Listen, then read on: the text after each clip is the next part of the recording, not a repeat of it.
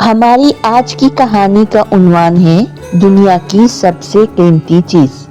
आइए इसी उन्वान के तहत आज की कहानी सुनते हैं। रियाज एक ज़हीन लेकिन सुस्त नौजवान था।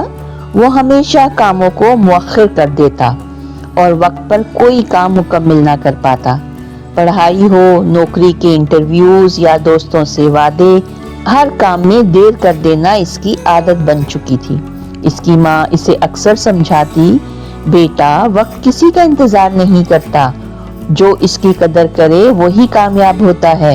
लेकिन रियाज को माँ की नसीहतें पुरानी बातें लगती थीं। एक दिन इसे एक बड़ी कंपनी में इंटरव्यू के लिए बुलाया गया। ये इसके ख्वाब की नौकरी थी, मगर वो हमेशा की तरह देर से निकला। रास्ते में ट्रैफिक में फंस गया और जब दफ्तर पहुंचा तो इंटरव्यू खत्म हो चुका था। मैनेजर ने अफसोस से कहा, हम वक्त की पाबंदी को बहुत अहमियत देते हैं।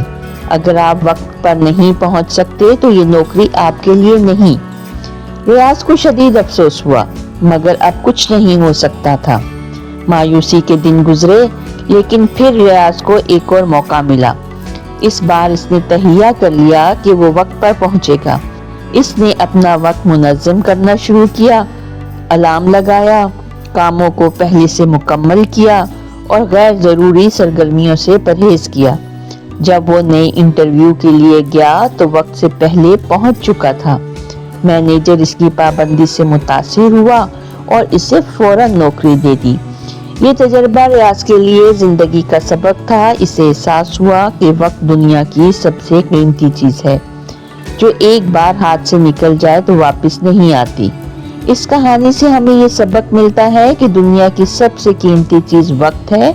हमें इसकी कदर करनी चाहिए, क्योंकि वक्त की कदर करने वाले ही कामयाबी हासिल करते हैं।